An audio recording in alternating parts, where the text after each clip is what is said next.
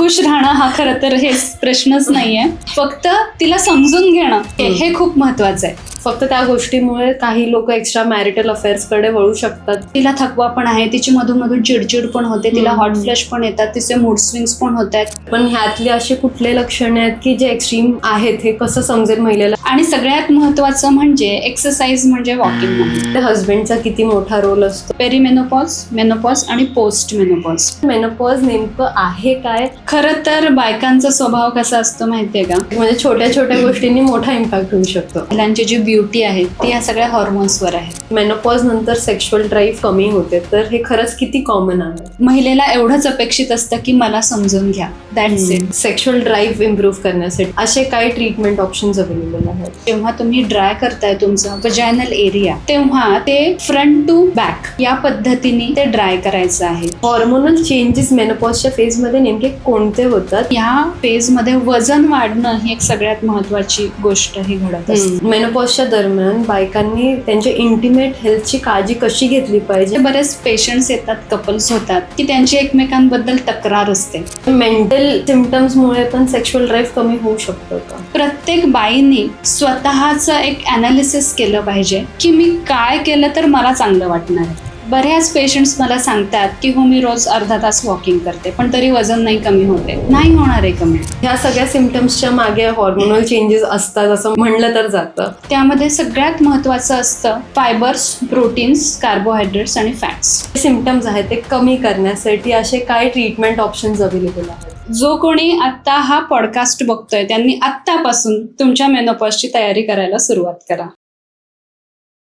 आजचा आपला विषय आहे मेनोपॉज, सेक्शुअल हेल्थ आणि इंटिमसी. मेनोपॉज नंतर महिलांच्या शरीरात, मनात आणि नात्यांमध्ये होणारे बदल आणि त्यावर आयुर्वेद काय सांगतो हे आपण जाणून घेणार आहोत. आज आपल्या सोबत आहेत doctor Prerna Berry. She is an Ayurvedic consultant. 20+ वर्षांचा अनुभव असलेल्या स्त्री रोगतज्ञ आहेत.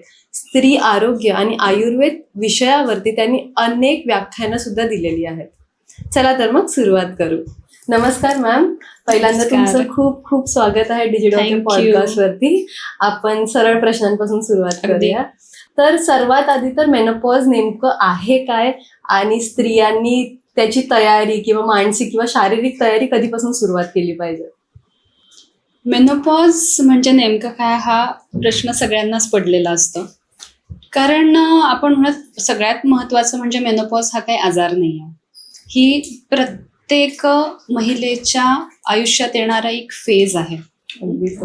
आणि मेनोपॉज म्हणजे हे फक्त एक ती फेज नसते, त्याच्याबरोबर अनेक गोष्टी ह्या त्याच्या बरोबरीने येतात.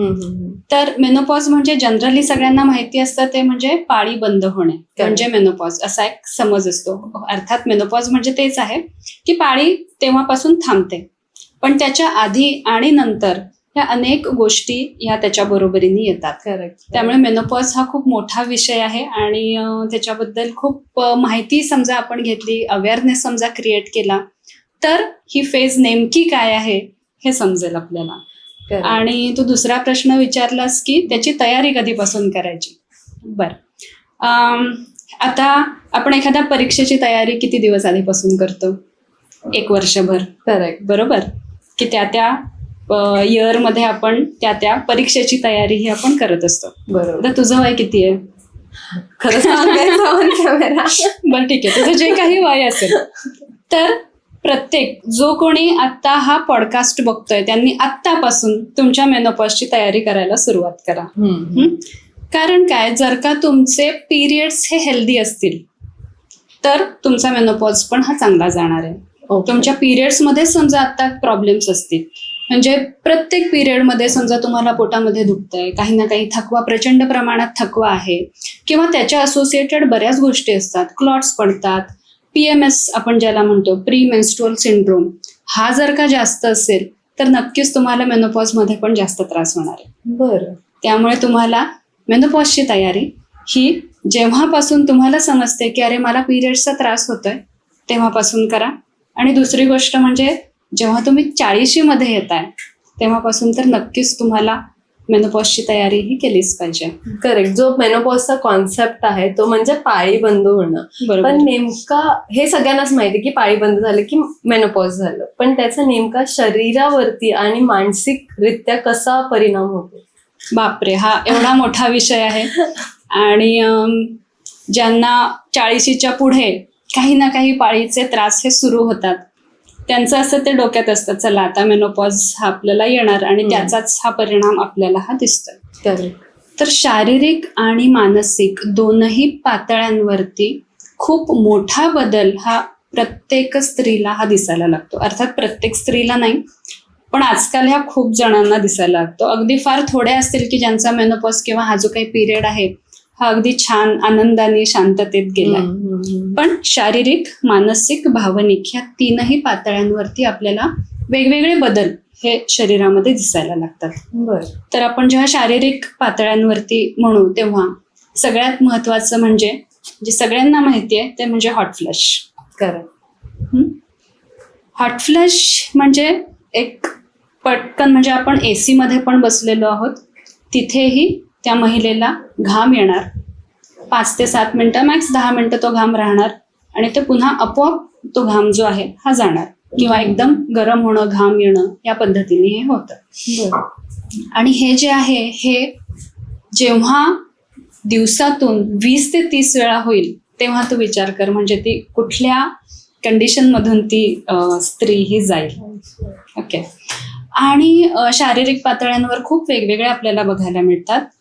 त्वचा, केस, हाडं म्हणजे बोन्स, जॉईंट्स, त्यानंतर झोप नीट न लागणे, त्यानंतर आपण म्हणूयात लो लिबिडो किंवा लैंगिक इच्छा जी आहे ती कमी होणं किंवा न वाटणं. त्यानंतर मानसिक पातळ्यांवरती जेव्हा आपण विचार करू तेव्हा म्हणजे एक तर सगळ्यात महत्वाचं म्हणजे मूड स्विंग्स.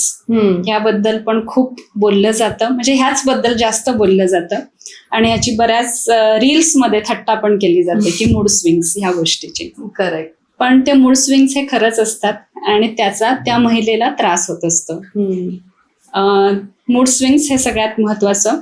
ह्याच्यामध्ये काय होतं की मध्येच रडू येतं, ओके, चिडचिड खूप होते, राग येतो, आणि हे सगळं कशामुळे होतंय हे समजत नाही, किंवा एखादा छोटासा काहीतरी एक ट्रिगर पॉइंट पण तो सफिशियंट होऊन जातो की अचानक राग आलेला आहे. त्यामुळे हे मूड स्विंग्स हे मानसिक पातळीवरती सगळ्यात जास्त फेस करणारं हे लक्षण आहे. त्यानंतर अँझायटी, डिप्रेशन, ओव्हर थिंकिंग, त्यानंतर सगळ्यात महत्वाचं म्हणजे ब्रेन फॉग किंवा विसराळूपणा. बरं. म्हणजे असं असतं की अरे मला हे नाव आठवतंय, म्हणजे माझ्या डोळ्यासमोर आहे किंवा एखादी व्यक्ती माझ्या डोळ्यासमोर आहे, पण मला त्याचं नावच नाही आठवत आहे, आणि खूप विचार करूनही ते नाव आठवत नाही. किंवा एखादी वस्तू मी कुठं ठेवली आहे, हा मी इथे ठेवली आहे, मला आठवत आहे, म्हणजे ती घटना मला आठवत असते, जपून ठेवले पण पण ते कुठं ठेवलंय हे माहिती नसतं. किंवा छोट्या छोट्या गोष्टी, चाव्या विसरणं, हे अशा हे विसराळूपणा जो आहे ना हा खूप वाढतो, अचानक वाढतो. आणि ना मग ह्याच्यातून ना मग कॉन्फिडन्स लेवल पण कुठेतरी हा कमी होऊन जातो. म्हणजे हे असं खूप वेगवेगळ्या सिस्टीम्सवर अफेक्ट करणारं हे मेनोपॉज आहे. करेक्ट. मूड स्विंग्स हा भाग तर नॉर्मली सगळ्याच स्त्रियांना होतं, काही एज असू दे, फक्त मेनोपॉज मध्ये it goes into extreme. Yes. बरं. आता मेनोपॉज मध्ये जाणारे जी स्त्री आहे त्या फेज मध्ये जी आहे त्यांना कसं समजेल की हे मेनोपॉजचीच लक्षणं आहेत? ते स्टार्टिंगला जे सुरुवातीचे लक्षणं असतात ते कुठले असू शकतात? आता सुरुवातीला आता मी जे सांगितलं ती सगळी लक्षणं असतील असं नाही, पण बऱ्याच जणांना हॉट फ्लश किंवा रात्री घाम येणं हे लक्षण मात्र अगदी नक्कीच जाणवतं. पण सुरुवातीला काय होतं की आपण म्हणूयात की मेनोपॉजचं जे एज आहे ते साधारणतः 45 ते 50 या एज ग्रुपमध्ये आपण म्हणूयात की मेनोपॉज हा येतो. तर समजा तुम्हाला सुरुवातीलाच की पाळीमध्ये काहीतरी एक डिस्टर्बन्स हा समजा जाणवत असेल की पाळी लवकर येतेय किंवा उशिरा येतेय, किंवा पाळीचा जो फ्लोचे जे दिवस आहेत ते कमी जास्त झालेत, तर हा जेव्हा काहीतरी डिस्टर्बन्स हा दिसायला लागतो तेव्हा समजा की काहीतरी आपले हॉर्मोनल चेंजेस हे सुरू झालेले आहेत. बर. किंवा झोपेवरती परिणाम पण हा दिसू शकतो की झोपच लागत नाहीये, खूप उशिरा लागतीये, गाढ झोप लागत नाहीये, खूप डिस्टर्ब झोप आहे, ओके. हा एक परिणाम दिसायला लागतो. त्यानंतर रात्री घाम येणे, हॉट फ्लश हे जे मी म्हटलं, दिवसा घाम येतो तसंच रात्री घाम येणे हे सुद्धा दिसायला लागू शकतं. किंवा अगदी साधं साधं की बोन्स दुखायला लागलेत, हे जे आहेत ही सुरुवातीची ही जी लक्षणं आहेत ही असू शकतात. बरं, पण ह्यातले असे कुठले लक्षणे आहेत की जे एक्स्ट्रीम आहेत, हे कसं समजेल महिलेला आणि आता डॉक्टरांना व्हिजिट केलं पाहिजे? खरं तर बायकांचा स्वभाव कसा असतो माहितीये का, की पटकन डॉक्टरकडे जात नाही. पाळी डिस्टर्ब झालीये, हा ठीक आहे असेल, एखाद महिना असेल, 2 महिने असेल, 6 महिने पण त्या सहन करतात, वर्षभर पण सहन करतात. म्हणजे माझ्याकडे आत्ताच एक पेशंट आली होती, तर तिला पाळीमधले चेंजेस, तर तिच्या डोक्यात हा आता हे मेनोपॉझल फेज आहे तर हे होणारच, ओके, हे कन्सिडर करून ती चाललेली. पण त्या बरोबरीने तिला जे काही प्रॉब्लेम्स होते की हे चिडचिड, त्यानंतर असं पटकन आपण म्हणूयात भडका उडणे, जे पटकन राग यायचा तिला, आणि मग तो राग मुलांवर निघायचा किंवा तिच्या ऑफिसमध्ये पण तिचा फोकस होत नव्हता. म्हणजे हे जे आहे हे खूप मोठ्या प्रमाणावर जेव्हा तिला अफेक्ट झालं, 1.5 वर्ष जेव्हा ती हे वेगवेगळे सगळं फेस करत होती, त्यानंतर ती आली.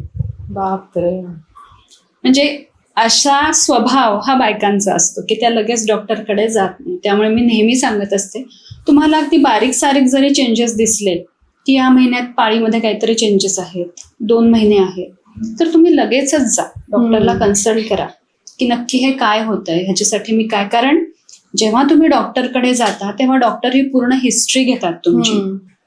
एक्झॅक्टली. आणि मग त्या हिस्ट्रीमध्ये ना बऱ्याच गोष्टी निघतात जे आपल्याला समजत नसतं. की झोप समजा नीट लागत नाहीये तर त्याच्यावर फारसा विचार नाही केला जात, किंवा आता हे चिडचिड होते ह्याच्यावर फारसा विचार नाही केला जात. पण हे जेव्हा ओव्हरऑल डॉक्टर सगळं हिस्ट्री घेऊन ते कन्सिडर करतात तेव्हा मग समजतं हा तुम्ही पेरिमेनोपॉज फेज मध्ये आहात. आणि मग आपण लगेचच त्याच्यावर ट्रीटमेंट ही सुरू करू शकतो. बरं, ह्या सगळ्या सिम्पटम्सच्या मागे हॉर्मोनल चेंजेस असतात असं म्हणलं तर जातं. सो मग हे हॉर्मोनल चेंजेस नेमके कोणते असतात आणि त्याच्याने अशी डेली लाईफस्टाईल कशी ट्रिगर होऊ शकते किंवा कशी इफेक्ट होऊ शकते? आता खरं आपण मी आत्ता शब्द वापरला पेरिमेनोपॉज, आपण इतक्या वेळ बोलतोय पण तो मी शब्द आता पहिल्यांदाच घेतला, तर ह्याच्याबद्दल मी आधी थोडंसं सांगते. ओके. की मेनोपॉजच्या आधी पेरिमेनोपॉज ह्या फेजमध्ये बायका ह्या असतात. ओके. आणि ही जी फेज आहे म्हणजे मेनोपॉज म्हणजे पाळी ऍक्च्युअल बंद होणं, पेरिमेनोपॉज, मेनोपॉज आणि पोस्ट मेनोपॉज, ह्या 3 फेजमध्ये ही जी मेनोपॉझल फेज आहे ही डिवाइड झालेली आहे.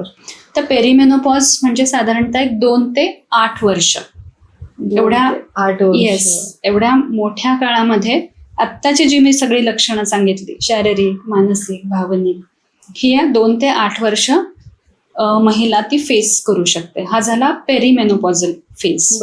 आणि मग मेनोपॉज मध्ये म्हणजे ऍक्च्युअली पाळी ही बंद होणे, आणि मग पोस्ट मेनोपॉज म्हणजे पाळी थांबलेली आहे पण तरीही काही ना काही लक्षणं ही बायकांमध्ये दिसतात. तर ह्या 3 फेज मध्ये मग बायकांनी योग्य वेळी जाऊन ट्रीटमेंट घेणं हे गरजेचं आहे. आता तुझा प्रश्न विचार काय होता तो? सो बेसिकली मी विचारत होते की हॉर्मोनल चेंजेस मेनोपॉजच्या फेजमध्ये नेमके कोणते होतात आणि त्याचं इफेक्ट आपल्या डेली लाईफमध्ये कसं होऊ शकतं? महिलांचं जे काही आरोग्य आहे किंवा महिला ज्या पद्धतीने दिसतात किंवा महिलांची जी ब्युटी आहे ती या सगळ्या हॉर्मोन्सवर आहे. इस्ट्रोजन आणि प्रोजेस्ट्रॉन, मेनली इस्ट्रोजन. त्यामुळे हे इस्ट्रोजनची पातळी जेव्हा ही कमी होते तेव्हा ही सगळी मेनोपॉजची लक्षणं ही आपल्याला सगळी दिसायला लागतात. आणि डेली लाईफवर ह्याचा खूप मोठा परिणाम हा दिसतो. म्हणजे जसं आता मी तुला हे सगळ्या गोष्टी सांगितल्या, त्या एक पेशंटची केस पण सांगितली, तसंच आता डेली लाईफमध्ये म्हणजे आपला फोकस कमी होऊन जातो. ओव्हरऑल थकवा हा खूप मोठ्या प्रमाणात असतो.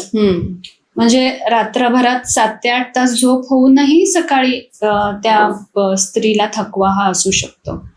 आणि बऱ्याचदा असं होतं महिलेला की मला काय होतंय हे समजत नाही, मला कसं तरी होतंय, म्हणजे थकवा आलेला आहे किंवा काहीच करावंसं वाटत नाहीये. ओके. तर हे जे आहे हे तुमच्या डेली लाईफवर खूप मोठा परिणाम होतो. ओके. सो आता येऊयात सेक्शुअल हेल्थवरती. जसं तुम्ही म्हणलात की लो लिबिडोचा प्रॉब्लेम होऊ शकतो, तर असं म्हणलं जातं की मेनोपॉज नंतर सेक्शुअल ड्राईव्ह ही खूप कमी होते, तर हे खरंच किती कॉमन आहे? ओव्हरऑल इस्ट्रोजनची पातळी ही कमी झालेली असते आणि त्यामुळे सुद्धा सेक्शुअल ड्राईव्ह ही कमी झालेली असते. हम्म. ओके, कारण हे जे आहे हे इस्ट्रोजन या हॉर्मोनवर अवलंबून असतात. त्यामुळे त्याच्या बरोबरीने आलेला असतो वजायनल ड्रायनेस. त्यामुळे संबंधाच्या वेळी सुद्धा त्या महिलेला हा त्रास होत असतो. कारण इस्ट्रोजनमुळे काय होतं की नैसर्गिक जे ल्युब्रिकेशन आहे ते ल्युब्रिकेशन असतं आणि इलॅस्टिसिटी पण असते त्या ठिकाणची. त्यामुळे ह्या दोन्ही गोष्टी जेव्हा कमी होतात तेव्हा नॅचरली तिला त्यावेळी त्रास हा होणारच आहे. आणि त्याच बरोबरीने आता जी काही लक्षणं सांगितली ती लक्षणं पण समजा तिला असतील तर ह्या सगळ्याचा ओव्हरऑल इफेक्ट मिळून सेक्शुअल ड्राईव्ह ही कमीही होणारच आहे. ओके, बट मग ह्याच्या मागे फक्त जसं तुम्ही आता फिजिकल सिम्पटम्स सांगितले तशा मेंटल सिम्पटम्समुळे पण सेक्शुअल ड्राईव्ह कमी होऊ शकतं का? हो, आता आपण तेच म्हणूयात ना की शारीरिक आणि मानसिक दोन्हीही पातळ्यांवरती ती जी स्त्री आहे ही अफेक्ट होते मेनोपॉझल फेजमध्ये. ओके, त्यामुळे आणि जेव्हा आपण म्हणूयात की नवरा बायकोचे जेव्हा शारीरिक संबंध हे येतात ते फक्त शारीरिक संबंध नसतात, त्याच्यामध्ये मन, भावना, ते संपूर्ण नातं, हे सगळ्याचा तो ओव्हरऑल जो काही इफेक्ट आहे हा असतो. त्यामुळे हे त्यावेळी त्या सेक्शुअल ड्राईव्हवर परिणाम हा सगळ्याचा मिळून हा होत असतो. बरं, जसं तुम्ही आता म्हणलात की वजायनल ड्रायनेसमुळे पेन होऊ शकतं ऍक्टिव्हिटीज करताना, तर मग नवरा बायकोंचा संबंध बनवताना त्यांना कुठली अशी गोष्ट आहे की जी जाणवते आणि तेव्हा त्यांनी डॉक्टरांना व्हिजिट केलं पाहिजे त्या गोष्टीसाठी? आता खरं तर काय होतं ना, पेरिमेनोपॉज फेजमध्ये ना, जसं म्हटलं की लो लिबिडो म्हणजे ओव्हरऑल जी काही ड्राईव्ह असते ती महिलेलाही कमी प्रमाणात जाणवत असते. आणि या वेळेत मग ते नवरा बायको मधलं जे नातं आहे, जो काही संवाद आहे, हा खूप चांगल्या पद्धतीने हे झाला पाहिजे. कारण समजा त्या महिलेला हे जाणवतंय अशा पद्धतीने, तर ते तिने नवऱ्याला सांगणं किंवा दोघांमध्ये त्या संदर्भात काहीतरी बोलणं होणं, संवाद होणं हे गरजेचं आहे. नाहीतर मग त्यातून अनेक गैरसमज निर्माण होणं पण ही खूप मोठी शक्यता असते आणि हे होतात. जसे बरेच पेशंट्स येतात, कपल्स होतात की त्यांची एकमेकांबद्दल तक्रार असते. ओके, पण हे जे आहे ही एक कॉमन गोष्ट आहे की जी त्या महिलेच्या हातात नाहीये. हे जे आहे हे नॅचरली तिच्या शरीरामध्ये घडतंय आणि हे समजा नॅचरली घडतंय तर त्यासाठी तुम्ही योग्य वेळी डॉक्टरकडे जाऊन कन्सल्टिंग घेऊन त्यासाठी काही मेडिसिन्स आहेत का, किंवा त्या पर्टिक्युलर त्यांना जे काही ते फेस करतायत त्या गोष्टीसाठी त्यांनी काही ट्रीटमेंट ही घेतली पाहिजे का, हे त्यांनी डॉक्टरकडे जाऊन कन्सल्ट करणं हे खूप गरजेचं आहे. पण मग त्या बेसिकली युजली कपल्स लाजेमुळे कोणाला सांगत नाही, डॉक्टरांकडे जात नाही, पण ती योग्य वेळ एक्झॅक्टली काय असते की जेव्हा आता त्यांना वाटतं की आता डॉक्टरांकडे व्हिजिट करण्याशिवाय पर्याय नाही? आता योग्य वेळ म्हणजे काय आहे की समजा महिलेची सेक्शुअल ड्राईव्ह ही कमी झालेली आहे, हे त्या दोघांच्याही लक्षात आलेलं आहे, पण तरीही ते त्यावर समजा त्यांनी काहीच ऍक्शन घेतली नाही. ओके, तर मग हे खूप अवघड होऊन जातं त्यांचं नातं हे टिकण्यासाठी किंवा त्यांचं नातं हे चांगल्या पद्धतीने पुढे जाण्यासाठी. मग जेव्हा त्यांना समजतंय की सेक्शुअल ड्राईव्ह कमी झाली आणि त्याच्या जोडीने तिला आजूबाजूला बाकीची पण काही लक्षणं आहेत की जी पेरिमेनोपॉझल फेजमध्ये ती आहे असं ते दाखवतायत. मग हे जेव्हा त्यांना समजतंय की अरे हे फक्त हे एकच कारण नाहीये, मग तिला थकवा पण आहे, तिची मधून मधून चिडचिड पण होते, तिला हॉट फ्लश पण येतात, तिचे मूड स्विंग्स पण होत आहेत, तिच्या पाळीमध्ये पण काहीतरी अनियमितता ही आलेली आहे, तर हे जेव्हा त्यांना समजतंय तेव्हा त्यांनी ह्याबद्दल बोलून एकमेकांशी त्यांनी लगेचच डॉक्टरला कन्सल्ट करणं हे गरजेचं आहे. ओके, आता येऊयात इंटिमेट हेल्थवरती. तर मेनोपॉजच्या दरम्यान बायकांनी त्यांच्या इंटिमेट हेल्थची काळजी कशी घेतली पाहिजे आणि ते कितपत इम्पॉर्टंट आहे आणि कुठल्या अशा चुका आहेत ज्या त्यांनी टाळल्या पाहिजे त्या काळीस? ओके, तर खरं इंटिमेट हेल्थ ही मेनोपॉजच्या वेळी काहीतरी वेगळी असते आणि इतर वेळी ही वेगळी असते असं नाही आहे. ओके, तर प्रत्येकच स्त्रीनी आपली इंटिमेट हायजीन जी आहे ही चांगल्या पद्धतीने सांभाळली पाहिजे. आता मी कायम एक उदाहरण देत असते की आपण आपला चेहरा धुतो, चेहरा धुतल्यानंतर तो तसाच ठेवतो का? आपण तो लगेचच पुसतो ना. करेक्ट. पण मग हेच hygiene, this is a hygiene, हे Correct. हायजीन किंवा आपली ही नेहमीची सवय आहे. पण मग हीच गोष्ट आपण आपल्या वजायनाच्या बाबतीत आपण पाळतो का? खूप साधी गोष्ट आहे की तुम्ही प्रत्येक वेळी वॉशरूमला जाऊन आल्यानंतर ते ड्राय ठेवा. ओके. पण इथे अजून एक चूक काय करतात की खूप जास्त प्रमाणात जे वेगवेगळे प्रोडक्ट असतात, इंटिमेट हायजीन मेंटेन करण्याचे वॉश वेगवेगळे मिळतात, तर ते खूप जास्त प्रमाणात हे वापरले जातात. तर ते खरं तर वापरायचे नाहीत. बर. कारण योनी जी आहे किंवा वजायना जे आहे तिथे एक काही नॅचरल बॅक्टेरियाज हे असतात. ओके. ओके. आणि that is a natural barrier की बाहेरचं जे काही इन्फेक्शन आहे ते आतमध्ये जाऊ नये यासाठीचा. ओके. ठीक आहे. त्यामुळे तिथे आपण जास्त प्रमाणात काही सेंटेड सोप्स किंवा हे जे काही वॉश वेगवेगळे मिळतात इंटिमेट हायजीन मेंटेन करण्यासाठी म्हणून हे रेग्युलर हे वापरायचे नाहीयेत. बर. ओके. आणि तिथला जो काही पीएच आहे वजायनाचा, योनी भागाचा, हा नॅचरलीच हा मेंटेन केला जातो. ठीक आहे. त्यामुळे जेव्हा आपण जास्त सेंटेड सोप्स किंवा हे वॉश जेव्हा वापरतो तेव्हा तिथले जे काही नॅचरल बॅक्टेरियाज आहेत ते निघून जातात खरं तर. आणि मग उलट इन्फेक्शनचे चान्सेस हे जास्त वाढतात.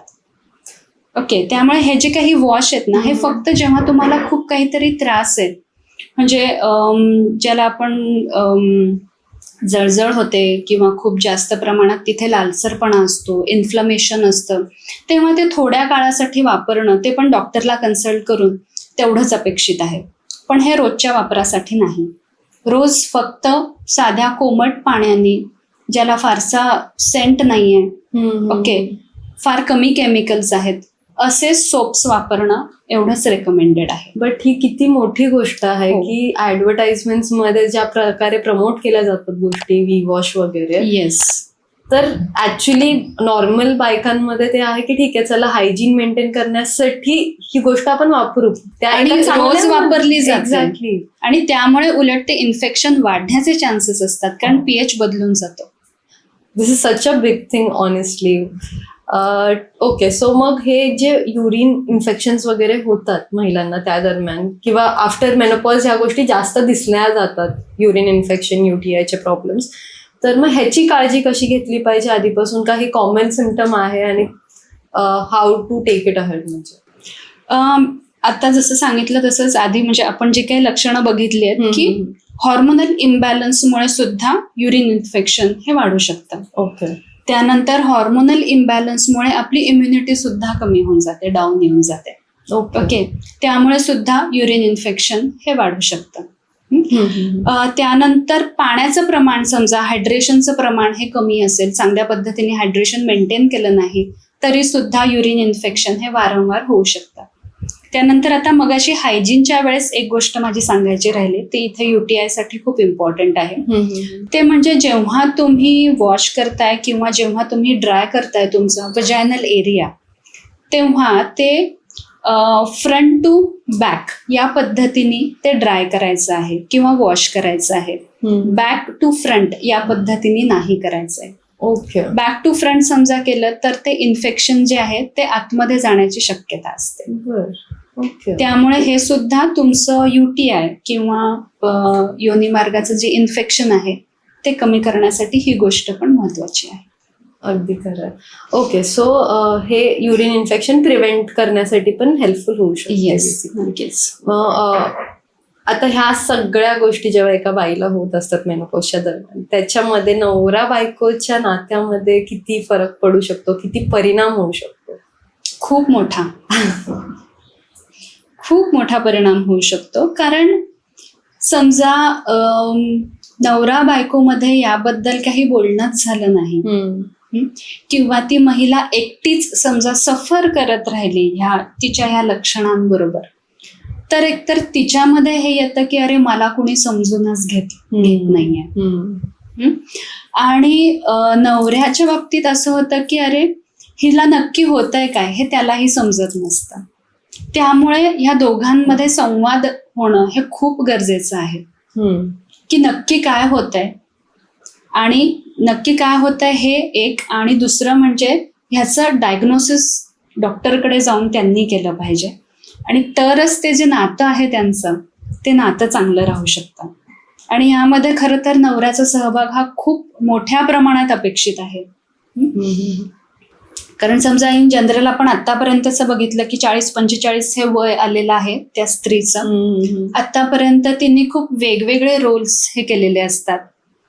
बायको, आई, सून, बहीण, हे खूप वेगवेगळ्या रोलमध्ये ती असते. आणि आता म्हणजे तिने या सगळ्यांचं केलेलं असतं, पण आता तिला या सगळ्यांची गरज असते. येस, ह्या सगळ्यांनी तिला समजून घेणं हे गरजेचं असतं ह्या स्टेजमध्ये. कारण जसं म्हटलं तसं ही फेज आहे फक्त, ही थोड्या काळापुरती आहे. नंतर ते परत हॉर्मोन्स स्टेबल होणं, स्टेबल म्हणजे ते कमी जे झालेले आहेत ते स्टेबलाइज होणार आहेत. त्यामुळे ह्या फेजमध्ये जर का घरच्या सगळ्यांनी तिला समजून घेतलं तर नक्कीच घरातलं वातावरण पण चांगलं राहणार आहे, आणि नवरा बायकोचं वातावरण सुद्धा म्हणजे त्यांचं नातं सुद्धा हे चांगल्या पद्धतीने राहणार आहे. सो ह्यामध्ये हस्बंडचा किती मोठा रोल असतो, आणि त्यांनी त्यांच्या बायकोला कसं समजून घेतलं पाहिजे आणि तिच्यासाठी काय केलं पाहिजे जेणेकरून बायको खुश राहील. खुश राहणं हा खरं तर हे प्रश्नच नाहीये, फक्त तिला समजून घेणं. ओके, हे खूप महत्वाचं आहे. म्हणजे आता इथे काय, समजा तिची चिडचिड होतीये आणि हे तिलाही समजत नाहीये की का चिडचिड होतीये, पण होतीये काहीही ट्रिगर पॉइंट हा असू शकतो आणि तिची चिडचिड ही होऊ शकते. मग यावेळी नवऱ्यांनी हे समजलं पाहिजे की अरे हा, ती या फेजमध्ये आहे आणि हे तिचं होऊ शकतं. मागच्याही मी एका पॉडकास्टमध्ये मी खरं तर एक सांगितलं होती गोष्ट की प्रत्येक बाईनी स्वतःचं एक अनालिसिस केलं पाहिजे की मी काय केलं तर मला चांगलं वाटणार आहे. ओके, म्हणजे काहीही असू शकतं ते, की मी एखादं गाणं ऐकलं तर मला चांगलं वाटतं, मी कुठे लॉंग ड्राईव्हला गेले तर मला चांगलं वाटतं. ओके, आणि ह्या ज्या काही गोष्टी आहेत ते नवरा बायकोनी एकमेकांबरोबर हे बोललं पाहिजे.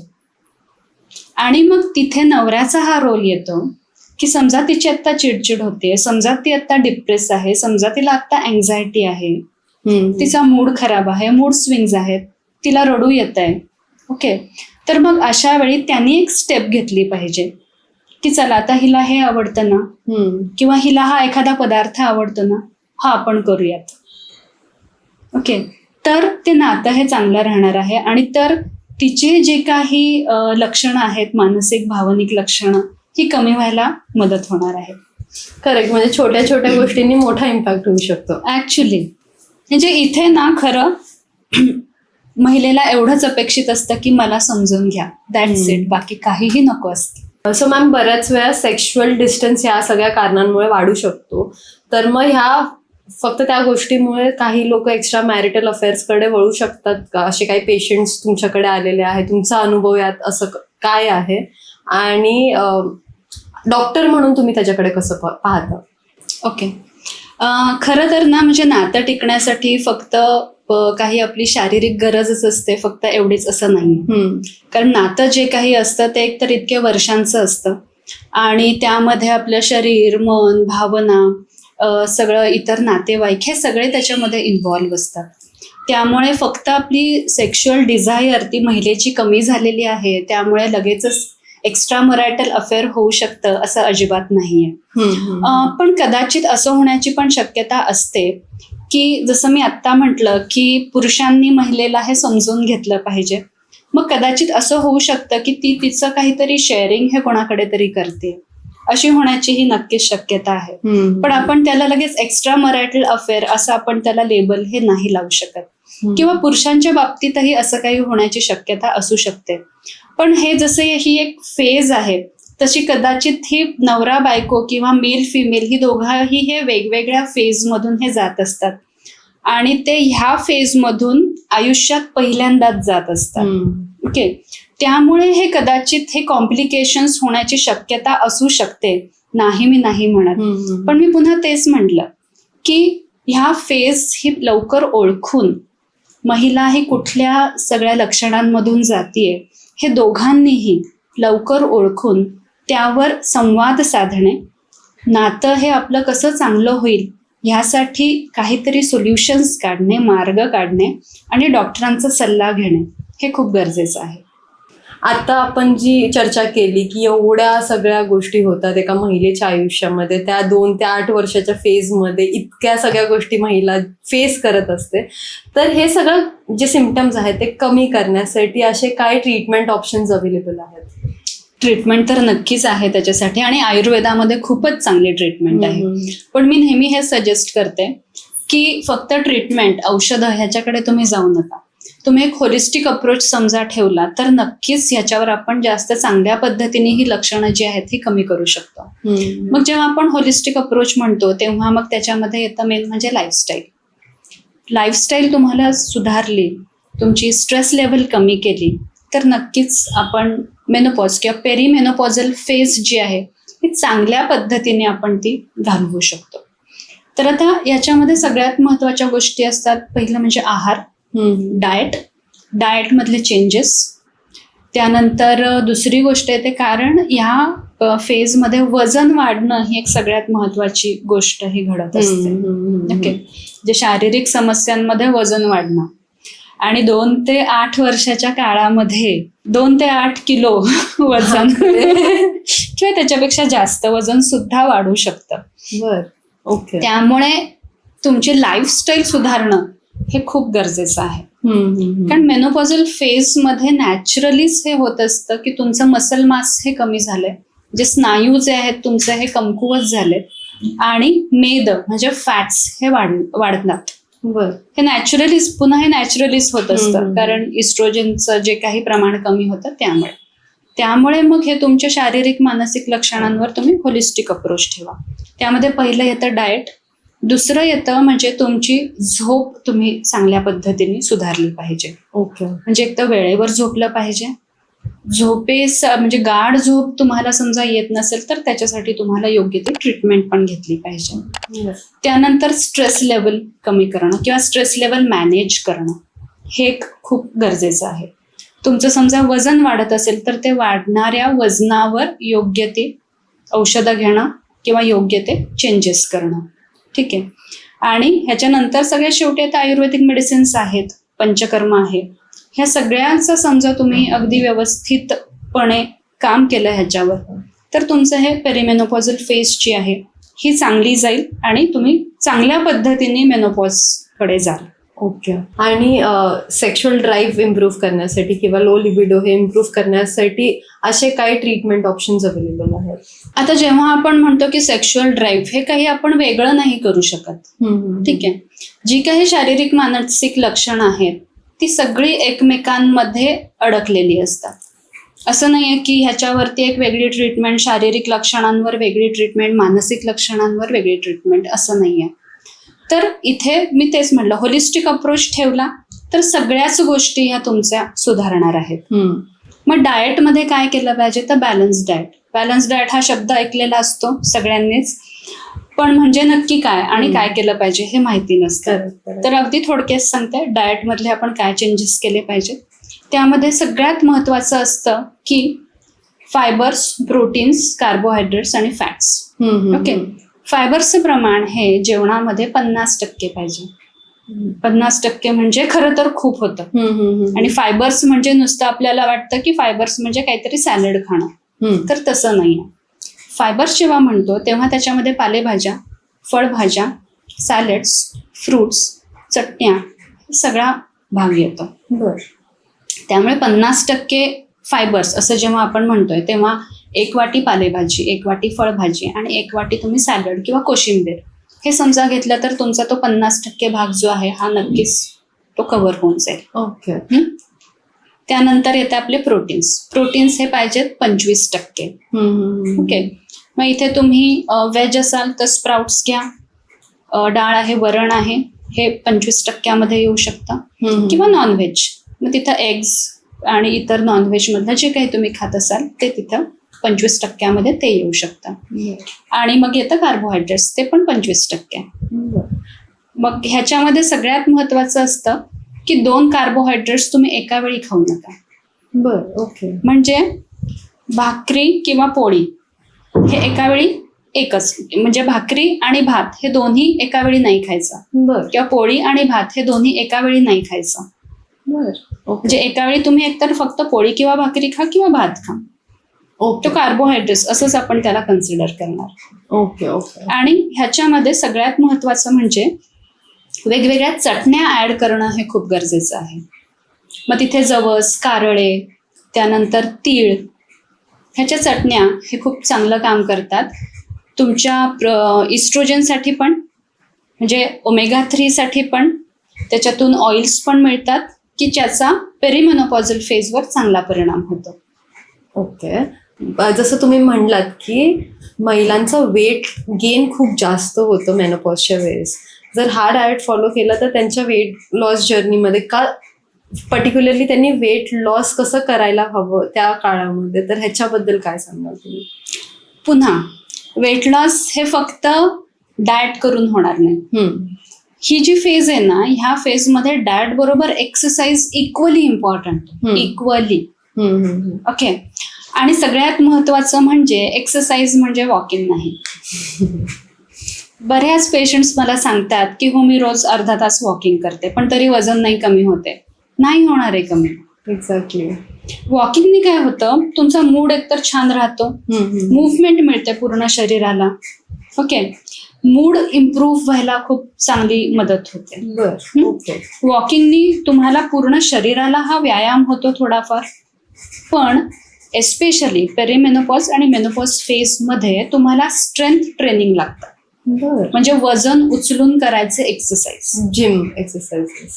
बर. अर्थात ज्यांना जिमला जायला जमणार नाही त्यांनी शिकून घरी सुद्धा ते करू शकतात.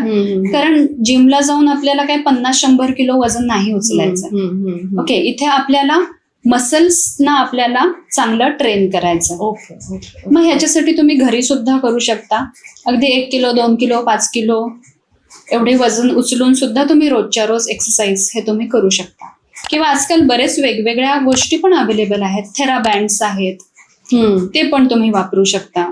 अर्थात हे पण समजा तुम्ही कुठल्या फिजिओथेरपिस्टला किंवा एखाद्या ट्रेनरला कन्सल्ट करून तुमच्यासाठी काय एक्सरसाइज हे योग्य आहेत, उपयोगी आहेत, हे तुम्ही समजा त्यांच्याकडून शिकलात आणि ते घरी केलात तर तसंही चालणार आहे. जिमला गेलात तर नक्कीच अजून जास्त चांगला उपयोग त्याचा हा होणार आहे. आता तुम्ही त्या महिलांना काय सांगाल की, म्हणजे हा माझा पर्सनल एक्सपिरियन्स आहे, माझ्या आजूबाजूला ज्या महिला आहेत ज्या हु आर गोइंग थ्रू दिस फेज, त्या म्हणतात की मेनोपॉज नंतर माझं आयुष्य आधीसारखं राहणार नाहीये. तर मग त्यांना तुम्हाला काय बोल, ॲज अ डॉक्टर म्हणून काय ऍडवाइस द्याल त्यांना? आधीसारखं नाही राहणार म्हणजे त्यांना नक्की काय वाटतंय हे त्यांना विचारलं पाहिजे. कारण मी जसं म्हटलं की त्यांना हा प्रश्न का पडतो, कारण ह्याच्या मागे एकतर ते जे काही शारीरिक मानसिक लक्षणं जे काही ते फेस करत असतात त्यानुसार असतं. ओके. त्यानंतर ह्याच्यामध्ये स्किन, हेअर ह्याच्यामध्ये बरेच बदल होत असतात, ज्याला आपण एजिंग इफेक्टच म्हणूयात ना. करेक्ट. ओके. कारण जे काही आपली ब्युटी टिकवण्यासाठी म्हणून आपलं इस्ट्रोजनच आपल्याला मदत करत असतं. ओके. आणि ही ब्युटी ही डेफिनेटली ही कुठेतरी ही कमी होत जाते किंवा आपल्याला एजिंग इफेक्ट्स हे दिसायला लागतात. ह्याच्यामध्ये स्किन समजा आपण घेतली तर रिंकल्स आहे, पिगमेंटेशन आहे, ड्राय स्किन आहे, हे आपल्याला दिसायला लागतं. केस समजा घेतले तर ते विरळ होणं, पातळ होणं, जास्त प्रमाणात हेअर फॉल दिसणं हे आपल्याला दिसायला लागतं. ठीक आहे. आणि बाकीचेही म्हणजे आता वजन वाढणं हे एक दिसायला लागतं. हाडं ही कमकुवत होऊन जातात, तेवढी ताकद आपल्यामध्ये राहत नाही. एक्झॅक्टली. ओके. म्हणजे ओव्हरऑल आपली एनर्जी लेवल डाऊन होऊन जाते, कॉन्फिडन्स लेवल कमी होऊन जाते. मी जसं मगाशी म्हटलं फोकस राहत नाही, विसराळूपणा. म्हणजे हे सगळे जेव्हा आपण ते फेस करतोय तेव्हा मग ही काळजी वाटते की मी आधी सारखी नाही राहणार. पुन्हा सेक्शुअल ड्राईव्ह पण कमी झालेली असते. म्हणजे हे सगळ्या गोष्टी जेव्हा कन्सिडर करतात तेव्हा बायकांना तो एक अजून ते सतत जाणवत राहतं की अरे हा, माझ्यात खूप सारे चेंजेस होत आहेत, त्यामुळे कदाचित आधी मी आणि आता ही मेनोपॉज नंतरची मी ह्याच्यामध्ये खूप फरक असेल. पण मी तेच सांगते की ही जी आहे मेनोपॉज ही एक्झाम आहे, आणि त्या एक्झामची तयारी तुम्हाला आधीपासून करायची आहे. एक्झॅक्टली. ही तयारी समजा तुम्ही 5-6 वर्ष अगदी रेग्युलरली केली. ह्या तयारीमध्ये काय तर तुमचं डाएट तुम्ही चेंज करा, रेग्युलर एक्सरसाइज करा, तुमची लाईफस्टाईल चेंज करा. ओके. आणि तुमची झोपेची क्वालिटी सुधारा. ओके. ह्या सगळ्यावर समजा तुम्ही व्यवस्थित काम केलं तर नक्कीच तो जो काही डिफरन्स आहे आधीची मी आणि नंतरची मी हा फार नाही तुम्हाला जाणवणार. पण अर्थात तुम्हाला ऍक्सेप्ट तर केलं पाहिजे की हे चेंजेस होत आहेत. आणि जेव्हा तुम्ही ते ऍक्सेप्ट कराल तेव्हा तुम्ही जास्त पॉझिटिव्हली त्या गोष्टीकडे बघाल. ही पण खूप महत्वाची गोष्ट आहे. करेक्ट. पण जसं आता तुम्ही बोलता बोललात की स्किन आणि हेअर मध्ये बरेच चेंजेस होतात, तर मग हे चेंजेस जेव्हा होत असतात तेव्हा एक्सटर्नल जे कॉस्मेटिक ट्रीटमेंट असतात ते घेतलेले चांगले असतात की ते घेणं योग्य नाही असतात? एक्सटर्नल ट्रीटमेंट करणं हे गरजेचंच असतं. ओके. पण चेंज हा एक्सटर्नल नसतो फक्त, तो सगळा इंटरनल चेंज आहे. ठीक आहे. कारण रिंकल्स पडतात म्हणजे जास्त ड्रायनेस आहे, स्किन ही लूज झालेली आहे. ओके. त्यामुळे एक्सटर्नली तुम्हाला हे लावावंच लागणार आहे, ट्रीटमेंट्स हे घ्यावेच लागणार आहे. पण हा चेंज इंटरनल आहे ना, मग तुम्ही इंटरनल ल्युब्रिकेशन पण केलं पाहिजे. मग आयुर्वेदामध्ये काही चांगले औषधं आहेत. आम्ही त्या मेडिकेटेड घी किंवा औषधी तूप ही देत असतो, त्यांनी सुद्धा इंटरनल ल्युब्रिकेशन होतं. सेकंडली पेरिमेनोपॉझल फेजमध्ये डायजेशन आणि मेटाबॉलिझम हे सुद्धा बिघडत असतं. मेटाबॉलिझम बिघडतं, त्यामुळे मग आपल्याला हे स्किन, हेअर आणि बाकीचे ऑर्गन्सवर त्याचा परिणाम हा दिसायला लागतो. त्यामुळे डायजेशन आणि मेटाबॉलिझम इम्प्रूव्ह करणं, त्याच्यासाठी योग्य ती ट्रीटमेंट घेणं हे सुद्धा गरजेचं आहे. मग इथे आपण मेडिसिन्स आणि पंचकर्म हे आपण सजेस्ट करतो. आता पंचकर्माचा टॉपिक निघालाच आहे, तर मग पंचकर्म कुठले कुठले अवेलेबल आहेत जे मेनोपॉज मध्ये जर एखाद्या स्त्रीनी घेतले तर बरेच सिम्पटम्स प्रिव्हेंट होऊ शकतात? अगदी पंचकर्माचे इतके चांगले रिझल्ट्स आहेत. आणि जेव्हा आता आपण हे म्हणतो ही सगळं पूर्ण ही एजिंग प्रोसेस आहे किंवा मेनोपॉझल फेज आपण ज्याला म्हणतो, ते आयुर्वेदामध्ये आपण वाताचा काळ असंच आपण म्हणतो. जे वात जो आहे हा इम्बॅलन्स झालेला असतो आणि तो बॅलन्स करण्यासाठी म्हणून आपण पंचकर्म हे सजेस्ट करत असतो. मग ह्याच्यामध्ये सगळ्यात महत्वाचं म्हणजे बस्ती हे पंचकर्म आपण सजेस्ट करतो. ओके. बस्ती म्हणजे आपण म्हणूयात थेरप्युटिक एनिमा. मग इथे वेगवेगळ्या काढ्यांचे, तेलाचे हे बस्ती दिले जातात. आणि मग बस्ती बरोबरच अभ्यंग म्हणजे पूर्ण शरीराला तेल लावणं, स्टीम घेणं आणि बस्ती ही पूर्ण एक ती प्रोसिजर असते. आणि ह्यामुळे इंटरनल ल्युब्रिकेशन पण होतं, वात जो आहे त्याचाही बॅलन्स व्हायला मदत होते. आणि त्यामुळे मग हे जे काही सिम्पटम्स आहेत हे सिम्पटम्स हे कमी व्हायला मदत होते.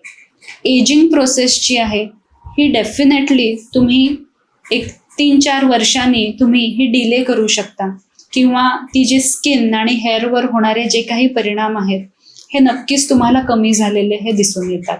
डायजेशन आणि मेटाबॉलिझम हे इम्प्रूव्ह होतं पंचकर्माने. आपण आता बोललो बस्तीबद्दल, पण पंचकर्मामध्ये अजूनही बरेच वेगवेगळे छोटे छोटे उपाय आहेत की जे तुम्ही डेफिनेटली करू शकता. तर ह्याच्यामध्ये आहे नस्य. नस्य म्हणजे नाकामध्ये औषधी तेल टाकणं. तर ह्यानी काय होतं म्हणजे आता घरी आपण जेव्हा पेशंटला देतो तेव्हा 2 थेंब 4 थेंब असं रोज आपण त्यांना रात्री हे टाकायला सांगतो. क्लिनिकमध्ये येऊन जेव्हा ते हे नस्य ट्रीटमेंट करतात तेव्हा आपण 20 थेंब, 30 थेंब, 40 एवढे आपण एका नॉस्ट्रेलमध्ये आपण टाकतो. तर नस्याने सगळ्यात महत्वाचं काय होतं तर स्ट्रेस लेवल ही चांगल्या पद्धतीने कमी व्हायला मदत होते.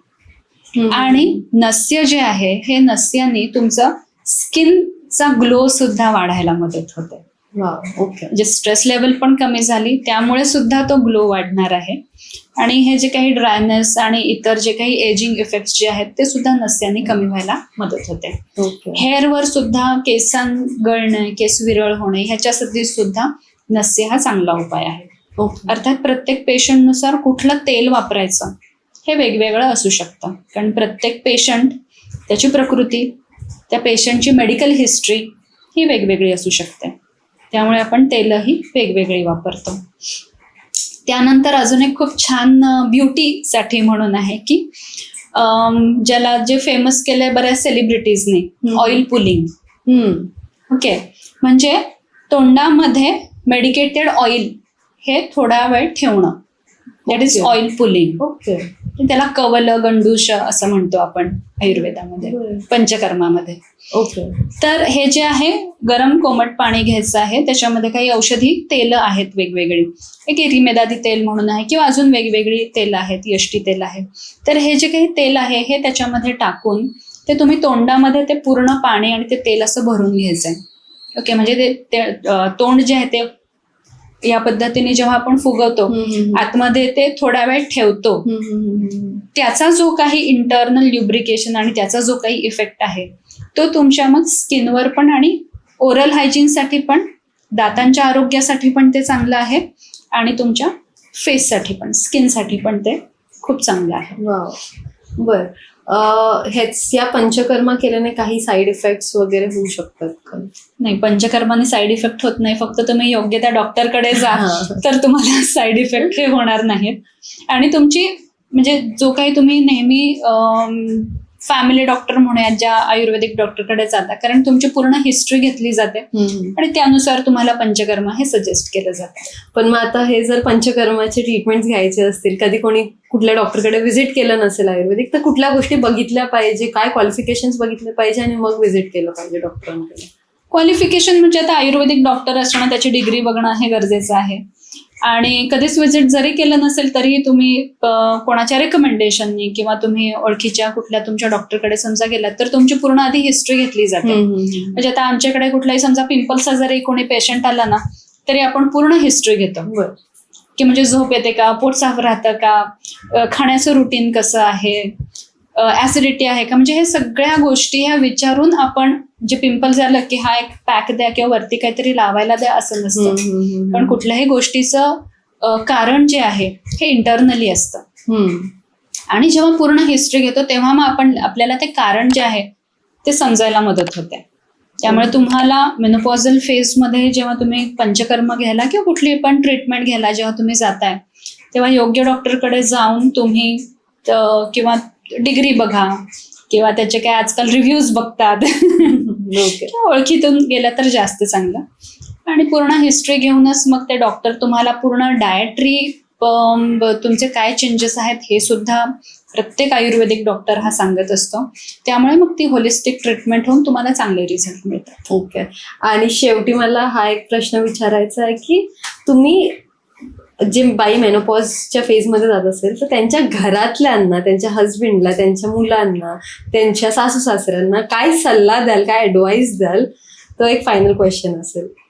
सगळ्यात महत्वाचं म्हणजे जे काही त्या महिलेला होत आहे, म्हणजे फॉर एक्झाम्पल महिला समजा राग चिडचिड ही होत असेल तर पटकन त्याच्यावर रिॲक्ट होऊ नका, हे सगळ्यात महत्वाचं. म्हणजे कुणीही उगाचच अशी गोष्टही करणार नाही.